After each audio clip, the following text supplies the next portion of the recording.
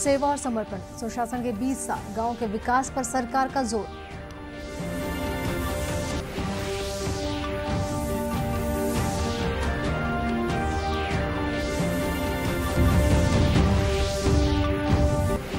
सोनबरसा व्यववर्तन योजना में निर्माण कार्यों का जल संसाधन मंत्री ने किया शुभारंभ।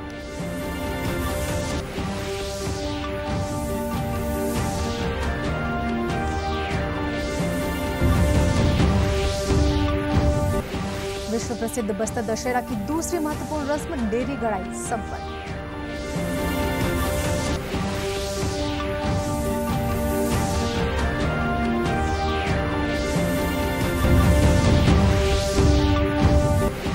और अनंत चतुर्दशी पर हवन पूजन के साथ कोरोना गाइडलाइन के तहत गणेश विसर्जन का सिलसिला शुरू।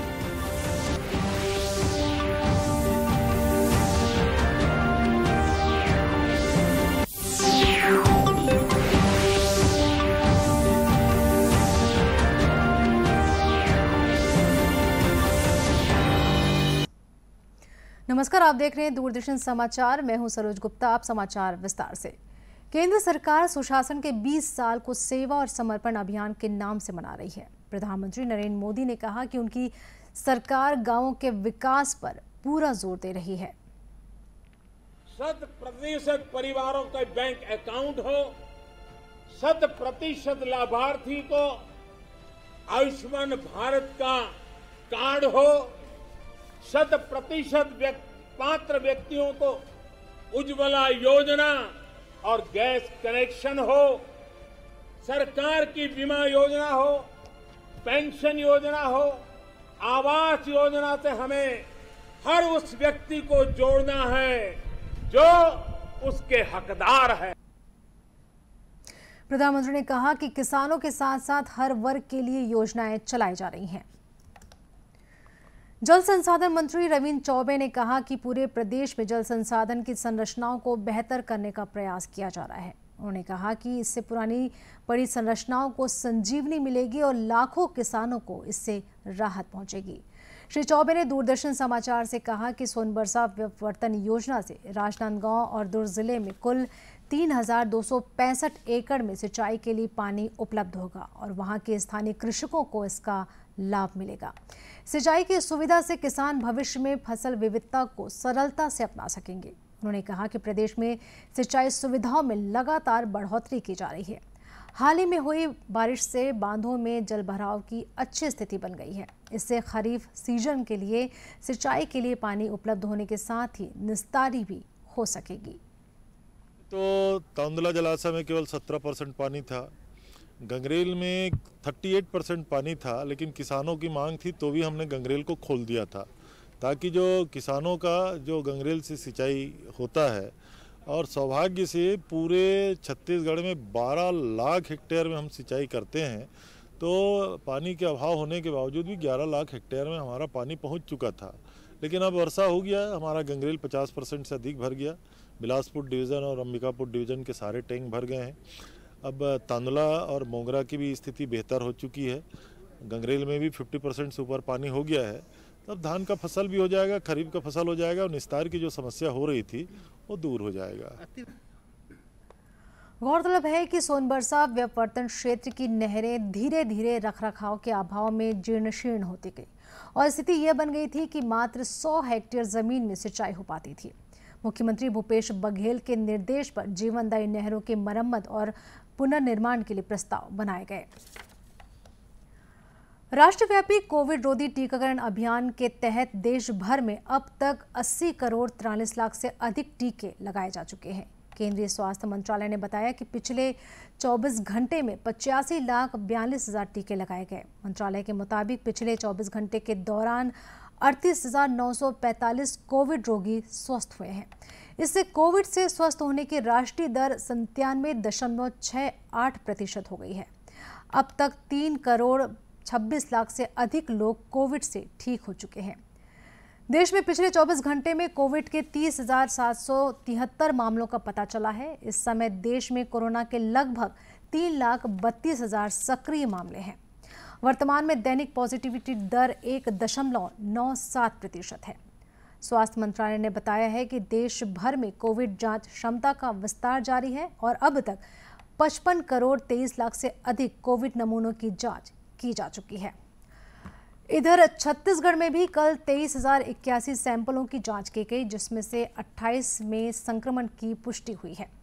प्रदेश के 15 जिले में कोरोना का एक भी नया मामला प्रकाश में नहीं आया है। वहीं प्रदेश में अभी कोरोना संक्रमण के 332 मामले सक्रिय हैं।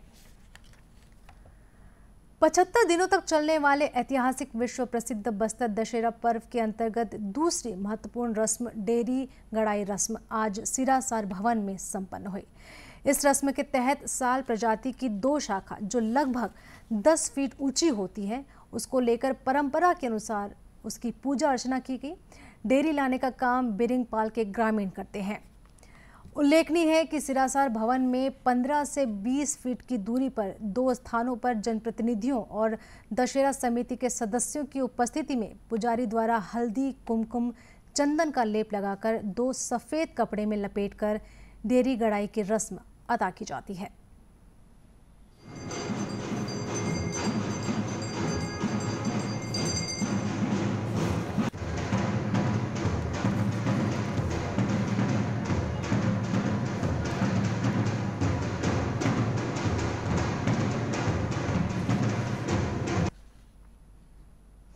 दंतेश्वरी मंदिर के प्रधान पुजारी कृष्ण कुमार पाड़ी ने बताया कि डेरी गड़ाई के बाद विशालकाय 2 मंजिला रथ निर्माण की प्रक्रिया प्रारंभ की जाती है। आज की पूजा के साथ ही जंगल से लकड़ी और निर्धारित गांवों से कारीगरों का आना शुरू हो जाता है। गड़ाई का जो कार्यक्रम है, जो 13 के दिन डेरी गड़ाई का कार्यक्रम पूजा पाठ करके उसको शुरुआत किया गया और यहाँ से जो रथ बनाने का जो निर्माण करने का जो कार्यक्रम यहाँ से शुरू हो जाएगा, जिसके कारण जो 13 के दिन से पूजा पाठ होता है। गौरतलब है कि अमावस्या के दिन पाठ यात्रा पूजा विधान के साथ बस्तर दशहरे की शुरुआत हो चुकी है। कुपोषण मुक्ति अभियान के तहत 6 माह से लेकर 2 वर्ष तक के बच्चों के लिए पूरक पोषण आहार उपलब्ध कराया जा रहा है, जिससे बाल कुपोषण को दूर करने में मदद मिल रही है। आइए देखते हैं इस पर एक रिपोर्ट। 6 माह की अवस्था से लेकर 2 सालों तक दिया जाने वाला पोषण युक्त पूरक आहार बच्चे के विकास के लिए बेहद जरूरी होता है। मां का शिशु को 2 साल तक स्तनपान जारी रखना और इसके साथ ही 6 महीने की उम्र से सुरक्षित और पोषण युक्त पूर्ण आहार देने की शुरुआत करना बचपन में शारीरिक विकास में बाधा को दूर करने के लिए आवश्यक है। स्तनपान के साथ ही ये पोषण युक्त पूरक आहार बाल कुपोषण के दौर को खत्म करने के लिए बेहद महत्वपूर्ण है। अनाज के साथ साथ बच्चे को कहते हैं 4 खाद्य पदार्थ उसके हर भोजन में जरूर होने चाहिए, जिसमें दालें हैं, हरी सब्जियां हैं, ऑरेंज कलर की सब्जियां हैं, नॉनवेज है, मांस मछली है और साथ के साथ अंडा भी है और दूध से बनी चीजें हैं। 6 महीने के बाद शिशुओं को स्तनपान के साथ साथ पूरक खाद्य पदार्थों की भी जरूरत होती है, जिससे कि वे मजबूत बने और पूरी तरह से विकसित हो सकें। तेजी से बढ़ने और विकास की इस आयु के दौरान केवल मां के दूध से शिशुओं को सभी प्रकार का आवश्यक पोषण नहीं मिल पाता है। जब हम 6 महीने पे शुरू करें तो 2 से 3 चमचे के करीब, जो कि 15 ml के करीब है, इससे शुरू करें।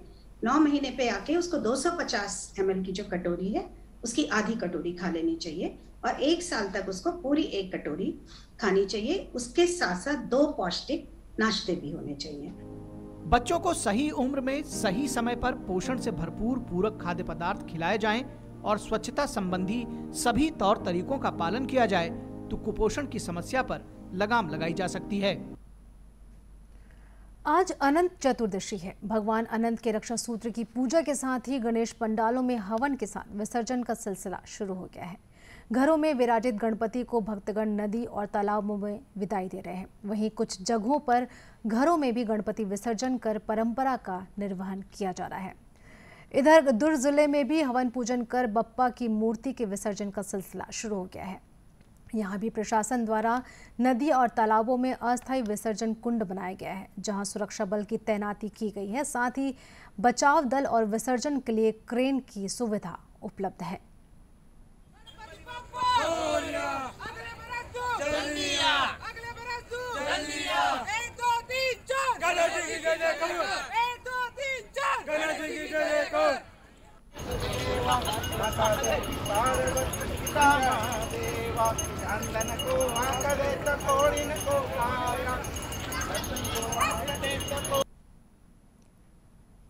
वहीं राजनांदगांव नगर निगम ने गणेश विसर्जन के लिए शिवनाथ नदी के तट पर कृत्रिम कुंड बनाया गया है और पुलिस प्रशासन के सुरक्षा इंतजामों के बीच गणेश प्रतिमा का विसर्जन किया जा रहा है।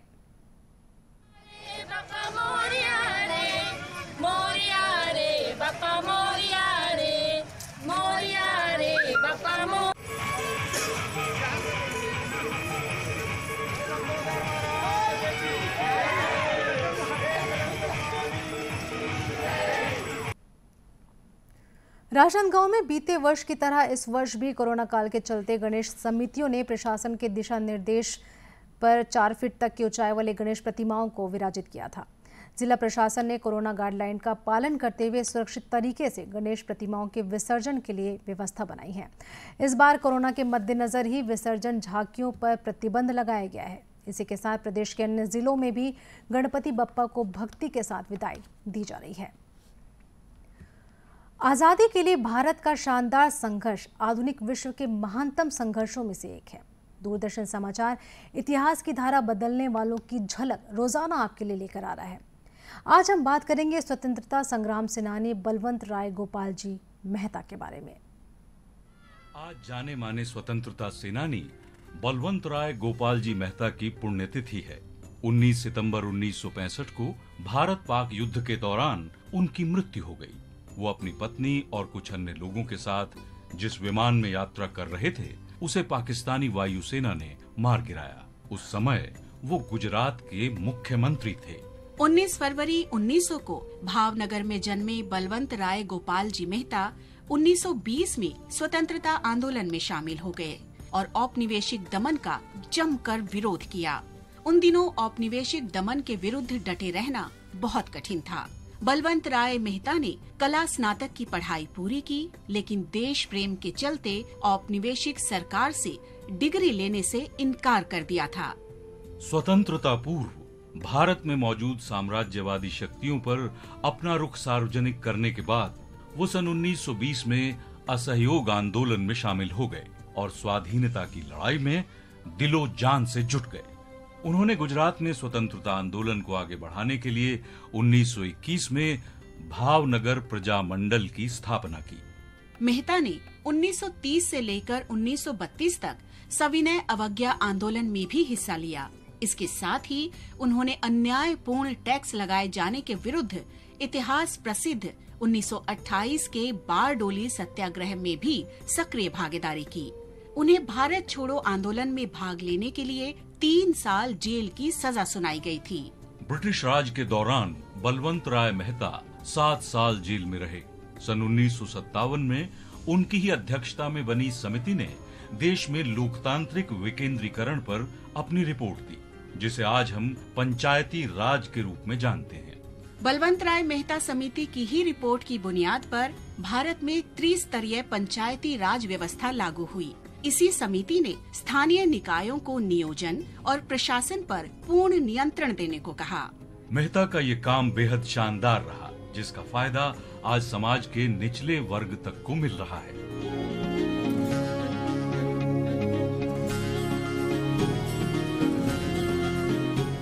पंचायती राज व्यवस्था को ताकतवर बनाने की संस्तुति के चलते ही बलवंत राय मेहता को पंचायत राज के वास्तुकार के रूप में जाना जाता है। समर्पण और दृढ़ व्यक्तित्व के धनी बलवंत राय मेहता अपने पीछे ऐसी अमर विरासत छोड़ गए हैं, जिसकी वजह से इतिहास में उनका नाम सदा अमर रहे। और अब अंत में मुख्य समाचार एक बार फिर। सेवा और समर्पण, सुशासन के 20 साल गांव के विकास पर सरकार का जोर।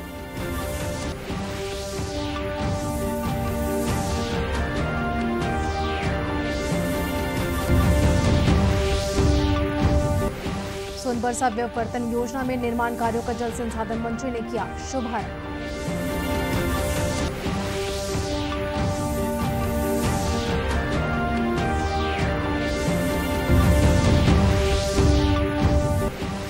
विश्व प्रसिद्ध बस्तर दशहरा की दूसरी महत्वपूर्ण रस्म देरी गड़ाई संपन्न।